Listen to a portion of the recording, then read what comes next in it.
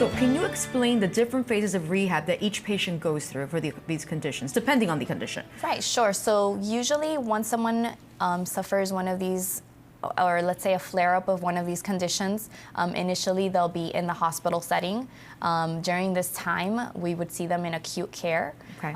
So this happens within the first 24 to 48 hours of the hospitalization. And acute care, if you can break it down for us, what does that mean? So acute care means that it's right when it happens, right when basically. It happens. It's like the first line of defense in rehab. So we would see them while they're still inpatients in the hospital, and they can be receiving physical, occupational, speech therapy, just depending on what their symptoms are, what the condition is, whatever it is that they need, we would focus on. What about subacute? So subacute would be for a patient who is not ready to go home yet, Okay. and may need some prolonged rehab. So while they're in acute therapy, they'll get recommendations for maybe a skilled nursing facility or an inpatient rehab setting.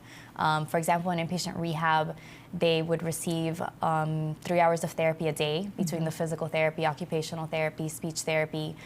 They will still have 24-hour nursing care, but they're not in an emergency medical state. So they'll be able to perform all of this rehab, but not necessarily need emergent medical Not acute. intervention. Right. So an inpatient, which I think is the one that most of us are familiar with.